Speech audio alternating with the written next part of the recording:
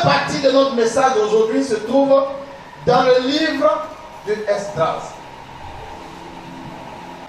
Esdras, chapitre 1, à partir du verset 1 jusqu'au verset 11. Esdras,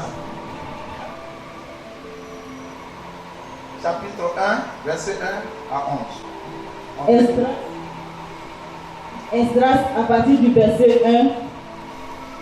La première année de Cyrus, roi de Perse, la première année de Cyrus, roi de Perse, afin que s'accomplisse la parole de l'Éternel, afin que s'accomplisse la parole de l'Éternel qu'avait dit Ésaïe 44, verset 28, prononcée par la bouche de Jérémie, l'Éternel éveilla l'esprit de Cyrus, l'Éternel éveilla l'esprit de Cyrus, roi de Perse, qui fit faire de vive voix, et par écrit cette publication dans tout son royaume.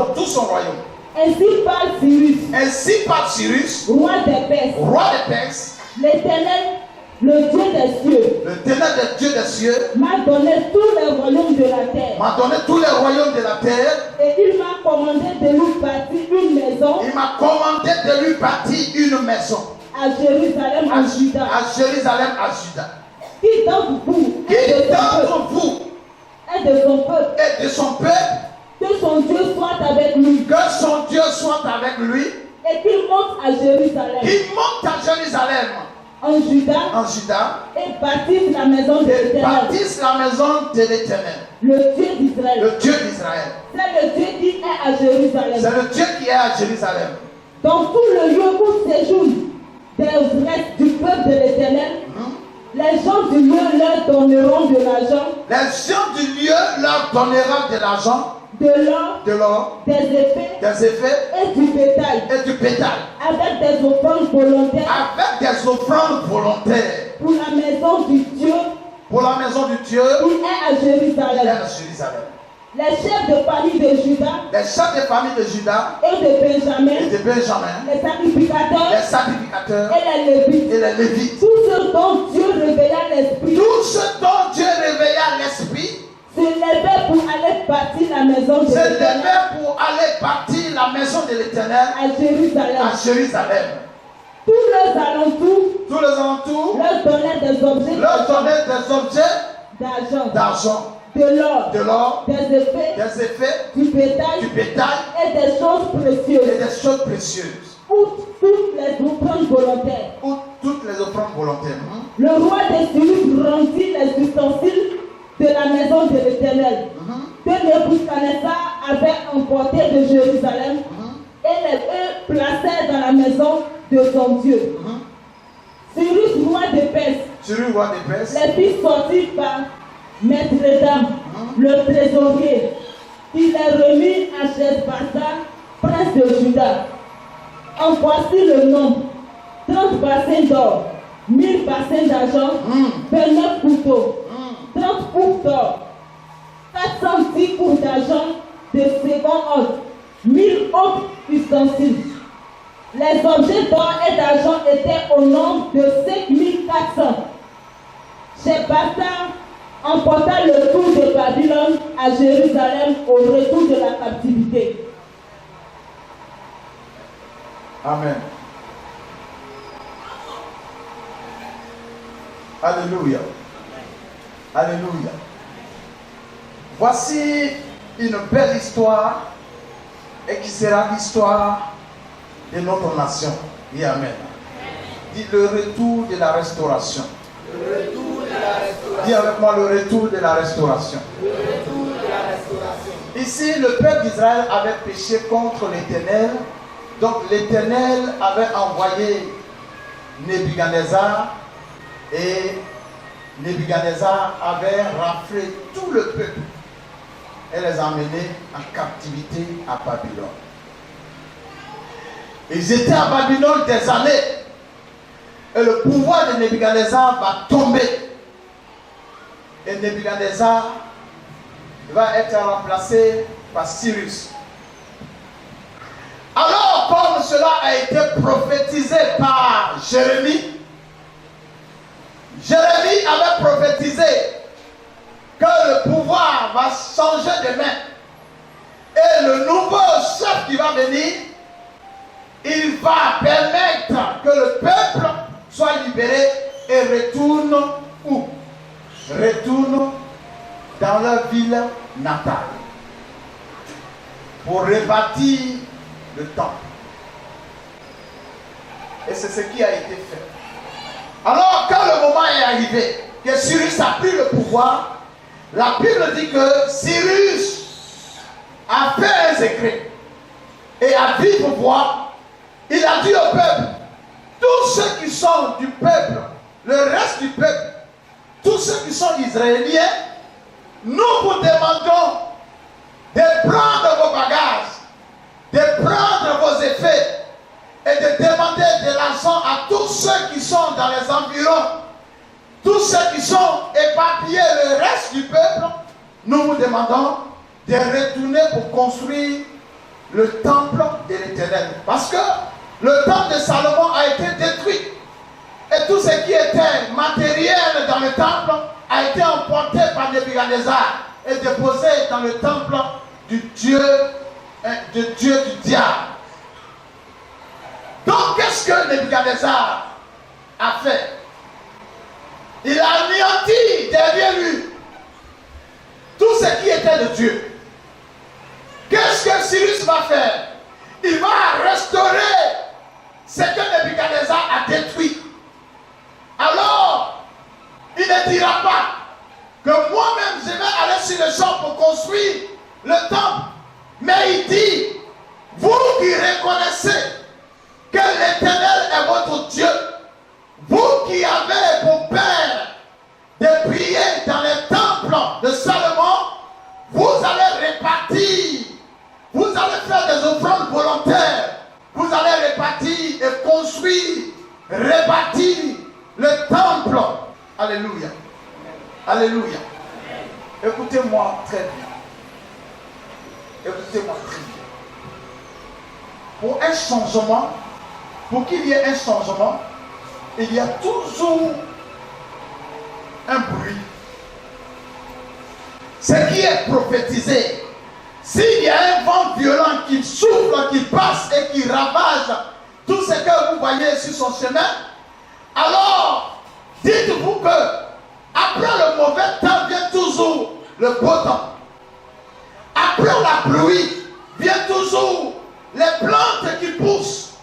Mais quand il y a le vent, quand il y a la tempête, quand il y a la pluie violente, comprenez qu'il y a des arbres qui sont déracinés, il y a des fruits même qui ne sont pas mûrs mais qui tombent, et il y a beaucoup de choses qui se gâtent, et celui qui a pu résister, l'arbre qui a pu résister et le fruit qui a pu résister va connaître la bonté, va connaître la restauration. C'est ce qui va se passer. Alléluia. Alléluia. Ici, nous voulons rentrer dans la profondeur de la chose. Nous ne parlons pas de ce qui va se passer, mais nous parlons de comment nous serons protégés, nous serons vivants après le déluge. Comment nous pouvons rentrer sous l'abri du Très-Haut? Comment nous pouvons rentrer dans l'âge de l'Éternel? Comment nous pouvons suivre Noé et nous allons rentrer dans l'âge? C'est de ça qu'il s'agit. La Bible dit que ceux qui devaient aller rebâtir, ils ne sont pas partis bras ballants. On dit des offrandes volontaires pour rebâtir. Des offrandes volontaires pour rebâtir.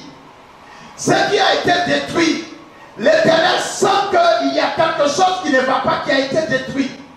Si dans ta vie tu sens qu'il y a quelque chose qui ne va pas, qui a été détruit, si tu sens que réellement toi qui es le temple de l'Éternel a été détruit, pour rebâtir le temple, ce n'est pas quelqu'un d'autre qui va rebâtir le temple, c'est toi-même qui vas rebâtir le temple de l'Éternel. Il n'a pas dit, moi je suis le roi, donc je vais prendre la richesse du peuple et je vais vous donner pour aller rebâtir le temple de votre Dieu. Il dit, tous ceux qui se reconnaissent du Dieu vivant est réveillée et qui veulent réellement que leur Dieu soit restauré, alors apportez des offrandes volontaires.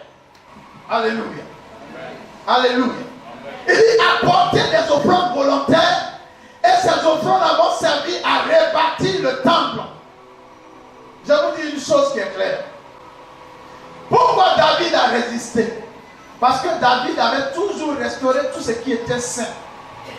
Tout ce qui concerne l'Éternel, David a toujours cherché à restaurer cela. C'est pour cela que le règne de David a duré. David même appelait la mort parce qu'il a tellement vieilli et il était fatigué. La Bible dit que David même ne sortait pratiquement plus. Pourquoi? Parce que David a toujours restauré tout ce qui est sacré. Dès qu'on parle des choses sacrées, David a toujours mis le poids dans le côté du sacré. Nous avons vu que la situation qui est tendue, on pourrait dire qu'on va cotiser de l'argent pour peut-être mettre dans la poche du pasteur, ou bien cotiser de l'argent pour acheter la voiture du pasteur, ou bien cotiser de l'argent pour peut-être faire quelque chose d'autre. Mais dans cette église, il y a un temple qui est en construction, dont les fondements ne sont pas encore posés. Et voilà une situation qui arrive, or que nous savons que celui qui bâtit le temple de l'Éternel vit longtemps. Nous savons que le fait que David a eu le projet de bâtir le temple de l'Éternel, il a vécu longtemps. Et Dieu lui-même a dit que le pouvoir est donné désormais à ta famille. Nous avons vu que quand Salomon a bâti le temple de l'Éternel, il a vécu longtemps et son règne a été solidifié. Nous avons vu que Salomon était le plus riche du monde. Jusqu'à présent, la Bible dit que personne ne peut l'égaler. Et nous savons que la personne qui ne fait pas l'affaire de l'Éternel, quand le vent souffle, quand il y a un mauvais vent qui souffle, alors la personne est hors. La personne est hors de l'abri de l'Éternel. Si c'est la sanctification qui peut nous préserver, c'est vrai, vous voyez, il y a beaucoup actuellement qui prêchent et qui donnent des moments de jeûne. Je ne suis pas contre, d'ailleurs même je vous encourage à vous sanctifier davantage. Je vous encourage à vous sanctifier davantage. Je vous encourage à fuir même le péché dans ces moments compliqués et difficiles. Mais Dieu bénit, Dieu protège celui qui fait son affaire. Quand quelqu'un se prépare trop, la personne ne fait pas l'affaire de Dieu. Mais quand quelqu'un est prêt à se sacrifier pour l'œuvre du Seigneur, pour l'accomplissement de l'œuvre du Seigneur, la personne, l'Éternel garde la personne mieux. Je vous donne un exemple. Quand il y a la guerre, il y a ceux qui fuient et il y a ceux qui cherchent à sauver les blessés. Et ceux qui cherchent à secourir les blessés. La croix rouge ou bien la croix bleue, je dis n'importe quoi. Mais ceux-là, entre celui-là qui cherche à sauver son enfant et celui-là qui va au milieu de la guerre, en pleine guerre, pour sauver des malades, pour sauver des blessés, à ces deux personnes-là, qui Dieu va aimer? Qui fait l'œuvre de Dieu? Vous savez, on était au Topi, et puis on a dit, bon, les gens sont venus d'Abobo. Au moment, comme on se prépare, on a dit à nos épouses, cherchez-vous loin. Mais comme c'est une affaire de Dieu, si on laisse tout de suite ce peuple, ils vont dire le pasteur a fui pour laisser le peuple. Parce que les gens sont venus d'Abobo pour venir dormir à l'église. Voilà, donc si tu les laisses, c'est comme tu as abandonné le peuple. Un berger qui abandonne son peuple. Donc on est obligé de les surveiller, de prier avec vous, prier avec eux, chercher de la nourriture, ainsi de suite.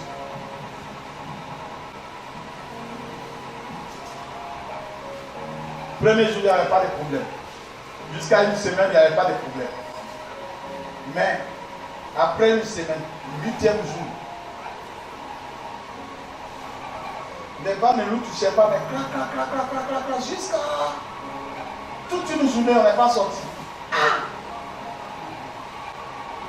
Deuxième jour, des tirs. Bon, je vous aime. Mais si je suis en vie, j'ai trouvé encore une autre église. Au moment où on cherchait le pasteur, il y a longtemps que je ne sais plus comment les autres se sont sauvés. Mais il n'y avait personne. Chacun, nous qui avons dit qu'on ne sait pas où on va dormir, on ne sait pas où on va rester. Et on a trouvé place, chacun. Il y a des gens qui ont continué à commencer, il y a d'autres qui ont continué. Et je ne sais plus ce qui s'est passé. Mais c'était trop chaud. Une telle personne qui se sauve, lui et ses enfants, et celui qui vient sauver les autres, qui Dieu va protéger? Celui qui donne sa vie pour les autres, celui qui est utile pour l'œuvre de Dieu, l'Éternel pense que cette personne n'a pas droit à la mort. Même si la personne était pécheur. C'est pour cela Rahab, bien vrai qu'elle était pécheresse, bien vrai qu'elle était condamnée à mort parce que la Bible même a dit, Dieu lui-même a dit, par Josué, que tout ce que vous allez trouver à Jéricho doit mourir, même les animaux, mais prenez seulement l'or et l'argent.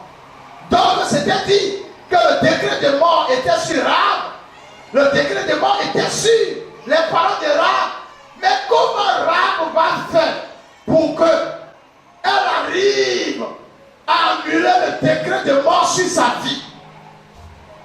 C'est ça. Comment Rahab va faire pour annuler le décret de mort sur la vie de sa famille?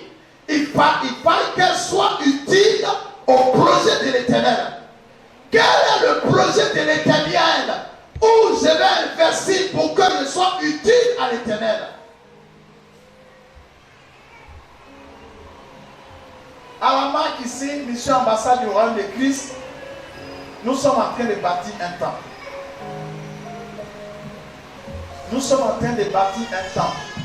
Nous nous cotisons, on a déjà acheté le terrain, on cotise, on bâtit le temple. Donc si nous voulons tisser une alliance avec le Seigneur, on ne peut pas faire autre chose que bâtir la fondation du temple. C'est pour cela que nous avons dit, le dimanche prochain, nous allons faire un culte d'alliance. On va tisser une alliance avec lui. Cette alliance, nous allons dire au Seigneur, nous n'avons pas l'argent, mais nous allons apporter nos briques et nous allons faire la fondation, simplement la fondation, parce que on ne peut pas construire, bâtir le temple. Avec le débit qui est là, on ne peut pas bâtir le temple, mais au moins, on va faire la fondation. Et à cause de la fondation, il faut veiller sur notre santé, nos familles, pour qu'on puisse finir d'achever. Parce que si on a fini d'achever aussi, et puis le Seigneur nous a dit de revoir. Donc, on va bâtir les fondements. Alléluia. Alléluia. Chacun, le dimanche va venir avec son offrande, sa brique, son paquet de ciment, et nous allons bâtir le temple, le fondement. Quand nous allons tout rassembler, nous allons aller commencer les travaux. Et au fur et à mesure que nous sommes en train de construire, l'Éternel, l'alliance que nous avons tissée avec l'Éternel, l'Éternel va nous garder, va garder nos familles, va garder tout le monde. Une belle histoire dans la Bible. Josué chapitre 9. Tout le chapitre 9. Écoutez-moi bien. Josué a réussi à détruire Jéricho. Il a réussi à s'emparer d'Aï. Et la troisième ville qui suivait, c'est quelle ville? C'est Gabaon. Alors le peuple Gabaonite ont remarqué que celui qui vient est très puissant. La ville qu'on appelait Jéricho, qui était barricadée et fermée, cette ville a été détruite sans caterpillar, par simplement une louange, par des trompettes. Alors, nous qui sommes dans une ville où il n'y a pas de miraille, pourquoi nous livrer à la mort? Ils sont plus forts que nous. C'est vrai que nous sommes nombreux, ils ne sont pas nombreux, mais ils sont plus forts que nous.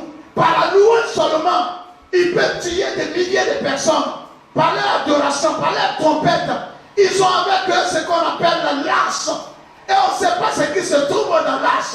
Donc qu'est-ce que nous allons faire? Ce que nous pouvons faire, c'est de tisser l'alliance avec eux. Mais Dieu avait déjà dit à Josué, tu ne tisseras pas d'alliance avec ce peuple cananéen. Les Gabaonites, tu ne tisseras pas d'alliance avec eux. Dieu avait déjà dit que tu dois détruire tout sur ton chemin. Donc en principe, et ce qu'ils sont en train de mijoter est faux. Ils vont mourir. Quelle que soit leur loi et leur décret, leurs plans vont mourir. Ils ne pourront pas tisser d'alliance avec le peuple. Ils ont eu l'information. Les Gabaonites ont eu l'information que ce peuple-là ne peut pas tisser d'alliance avec nous. Pourquoi? Parce que ils ont reçu l'ordre de l'Éternel qui leur dit que vous ne devez pas tisser d'alliance avec le peuple cananéen, or que nous faisons partie du peuple cananéen. Donc qu'est-ce que nous allons faire? Nous allons user de ruse. Nous allons dire que nous ne sommes pas Gabaonites, nous ne sommes pas cananéens, mais nous sommes un peuple venant de très loin. Et nous sommes venus tisser alliance avec vous. Parce qu'on a entendu que votre Dieu a divisé la mer Rouge. Votre Dieu vous a fait passer dans le Jourdain. Votre sang bateau. Votre Dieu, il est très puissant. Il a détruit Jéricho. Donc, nous sommes venus tisser alliance avec vous. La preuve, voici qu'on avait des pains qui étaient chauds, mais qui sont devenus totalement des poudres, des pains qui sont vraiment très fanés. Voici des chaussures qu'on avait portées, qui étaient des jolies chaussures, des chaussures neuves. Mais à force de marcher, vous voyez nos chaussures. Et voilà nos vêtements qui sont déchirés. Et voilà. Nous sommes aujourd'hui en train de marcher pour vous rencontrer. Ils ont pris pourquoi? Parce que les Gabaonites avaient pris sur eux quoi? Ils avaient pris des outres, des vieux outres. Ils avaient pris des vêtements usés, des chaussures usées, des pains qui étaient fabriqués il y a au moins 6 jours, 7 jours, des vieux pains, et ils sont venus vers eux. Donc quand tu vois, ils ont cru en même temps, mais pour venir tisser une alliance, pourquoi apporter des vivres? Pourquoi apporter des vivres? Parce que l'alliance, on ne peut pas dire au Seigneur, on va bâtir une alliance avec toi par rapport à la situation, une alliance de protection divine, sans apporter quelque chose. C'est pas parce qu'ils n'avaient pas de pain, ils n'avaient pas quelque chose à donner, mais c'était parce qu'ils ont voulu tromper la vigilance de Josué. Josué était un serviteur de l'Éternel. Dieu parlait à Josué. Quand ils étaient en train de tisser l'alliance, Dieu était là. Dieu était là. Mais l'erreur, Josué n'avait pas consulté l'Éternel pour savoir si ce que ces gens-là sont en train de dire venait de Dieu ou ne venait pas de Dieu. Mais il a reçu leur présent et il a tissé l'alliance avec le peuple. Actuellement, si nous ne tissons pas une alliance avec l'Éternel, qui va nous garder? Qui va nous protéger? Sous l'abri du Très-Haut, il faut entrer avec une alliance. C'est pour cela que je vous propose, le temple que nous sommes en train de bâtir, nous allons faire la fondation. Nous allons faire la fondation du temple. Ne sois pas exclu. Ne dis pas que je n'ai pas l'argent, je n'ai pas ceci. Il faut t'inscrire. Et nous allons faire la fondation. Chacun va apporter sa pierre. Et nous allons faire la fondation. l'Éternel va nous garder. Regardez, à Gabaon, des années plus tard, des siècles plus tard, il y a Josué qui va prendre leur alliance. Désormais, ils ne vont plus mourir, ils vont devenir un peuple d'Israël. Donc quand Israël va en guerre, ils vont constater qu'il y a un peuple cananéen qui est avec eux. Ils ne sont pas contents, mais c'est une alliance. De tuer ce peuple. Et c'est la demandable. Le peuple a commencé à gémir, a commencé à les détruire. Et après ça, boum, il est tombé. Il y a un nouveau roi qui vient. Et ce nouveau roi, vous savez comment il s'appelle? David. Première année de David, David constate que la terre est dure. Le pouvoir est compliqué. Deuxième année, troisième année. Alors David décide de consulter l'Éternel. Et il dit, mais c'est pas toi qui m'as établi roi, mais je suis roi aujourd'hui. Comment se fait-il que mon règne est compliqué et difficile? Pourtant, c'est toi qui m'as établi roi.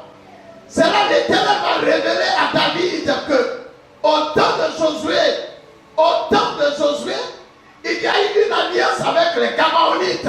Vous n'avez pas le droit de verser le sang des Gabaonites. Vous êtes en alliance. Alors, le roi qui vient de partir, c'est-à-dire Saül, il a tué les Gabaonites qui n'étaient pas, c'était pas normal. Il a tué, versé le sang des Gabaonites. Donc, tant que vous n'allez pas aller vers les Gabaonites pour leur demander pardon et restauration, alors tu vas avoir la famine, va toujours ravager ton pays. C'est compliqué. C'est compliqué. Donc, qu'est-ce que David fait? David convoque tous les Gabaonites qui sont dans les régions. Et il leur dit, venez, nous allons parler. Parce que la famine qui sévit dans le pays, ce n'est pas en vain. C'est parce que nous avons tissé alliance avec vos arrière-parents. Et aujourd'hui, nous nous retrouvons face à une désobéissance. Donc nous voulons restaurer l'alliance.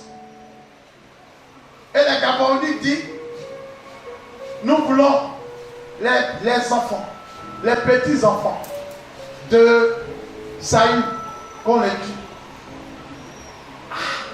Ça, c'est notre principe. Quand ils ont tué tous les descendants de Saül, en même temps, la pluie a commencé. Et la vie s'est reçue. L'alliance, c'est quelque chose de puissant et de fort.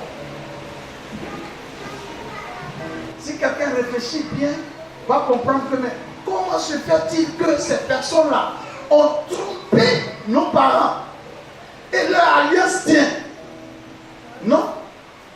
Dès l'instant que l'homme de Dieu cautionne une alliance, même si cette alliance en est mal faite, c'est-à-dire deux personnes viennent, ils veulent faire un arrangement. Je ne dis pas que mon fils Bailey et ma fille vont faire un arrangement. Les deux se sont entendus là-bas. Ils disent que Bailey dit, je vais voyager, donc on me demande les papiers de mariage, donc ceci, cela. Donc tu es ma petite soeur, peut-être que les deux sont sœurs, ils sont quittés quelque part, et puis ils vont venir me tromper, et l'autre va dire que je suis Dida, l'autre va dire que je suis ceci, et puis voilà. Moi qui suis naïf dans cette affaire, je crois que je prie pour eux. Je scelle l'alliance devant le Seigneur. S'ils vont et qu'ils disent que non, il n'y a pas de problème, nous on sait que c'était juste pour bénir notre mariage, sinon c'est fini. L'alliance qui est scellée devant le Seigneur ici, là, même si vous saviez ce que vous faites, mais le fait que l'homme de Dieu dans son sérieux a scellé l'alliance, elle est valable. Si tu te remaries quelque part, alors tu es en train de commettre l'adultère. Même si un homme de Dieu a célébré le mariage là-bas, dès l'instant qu'un homme de Dieu vient, et sous l'Éternel, la parole de l'Éternel, même s'il se trompait, c'est une alliance. Jésus s'est trompé. Jésus a été dupé, il a été trompé, mais il a scellé l'alliance et l'alliance tenait. Jusqu'à aujourd'hui, l'alliance tient. Jusqu'à aujourd'hui, les Gabaonites sont là-bas. Et le peuple d'Israël n'a pas le droit de les toucher. Donc faisons très attention dans notre nation ici. Faisons très attention. L'alliance que nous allons tisser, elle est une alliance qui va s'étendre sur nos enfants. Elle est une alliance qui va nous permettre d'avoir des maisons, de reposséder notre terre, d'être propriétaire, de ne plus être locataire, mais d'être propriétaire, d'avoir un patrimoine. Parce qu'aujourd'hui, on constate que nos parents ne nous ont pas laissé de patrimoine. C'est pour cela que je vais dire à quelqu'un que c'est normal que tu te mettes dans ce projet d'alliance. Je suis content parce que c'est tous mes enfants qui sont là. Donc si quelqu'un a décidé, si quelqu'un ne veut pas faire faveur à sa famille et il s'exclut, là c'est grave. Parce que on ne peut pas haïr sa famille jusqu'à ce point. Si tu aimes quelqu'un, si tu connais une famille, que tu veux tisser l'alliance avec eux, nous n'allons pas faire autre chose. Nous allons prendre cet argent. Nous allons payer des briques. Nous allons payer du ciment. Nous allons aller bâtir le temple. Je dirais qu'à la limite, par famille, nous allons donner 5 000 francs. Mais ça ne peut pas faire grand chose. Si le Seigneur t'a touché le cœur et que tu peux faire 2 paquets de ciment, que tu peux faire 3 paquets de ciment, que tu peux faire 5 paquets de ciment, si tu peux peut-être bâtir, oui, la fondation pour une autre famille, c'est un engagement. J'ai pris le temps, au moins 3 dimanches, pour vous expliquer cela. Parce que ça me tient à cœur. Le culte du dimanche prochain, ça sera un culte de protection divine. On va rentrer en alliance avec le Seigneur. Que tout ce qu'il sifflera dans le jour comme dans la nuit, que l'Éternel nous garde. Même si nous tombons dans les embuscades du diable, que l'Éternel nous sauve. Amen. Alléluia. Amen. Alléluia. Amen. La dernière chose que je vais dire. Vous savez, David avait tué Goliath. Et à un moment donné, il a fui dans la famille de Goliath. Il a tué Goliath et s'est retrouvé dans la famille de Goliath. Et les gens l'ont reconnu. On dit, mais voilà, c'est David-là qui a tué Goliath. Nous l'avons reconnu. Et ils ont attrapé David. Ils l'ont arrêté.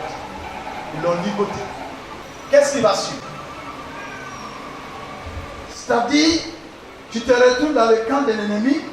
On t'a reconnu que c'est toi qui avais tué notre chef, notre prince. Qu'est-ce qui va suivre? C'est la mort. Mais avant de le tuer, il faut l'amener devant le roi pour le présenter. La Bible dit que David, il s'est joué au fou. Donc il a craché et puis il a laissé la salive sur sa barbe. Et puis il jouait comme s'il était ivre et puis il faisait le fou. Ils ont dit au roi, voici celui qui a tué Goliath. C'est ce David-là, on l'a reconnu, on le connaît, c'est lui. Il dit, c'est qui? Ils vous disent que c'est qui? Et puis on a fait quoi? Goliath, on l'a tué, non? Donc quand il est arrivé dans le palais royal, le roi s'est énervé. Vous savez ce qui fait ça? C'est l'alliance qu'avait David. Le roi s'est énervé. Le roi dit, mais comment vous prenez un fou là-bas et pour vous l'amener dans la présence, dans le palais royal? Retournez avec ce fou. Ils l'ont détaché, David, directement dans la brousse.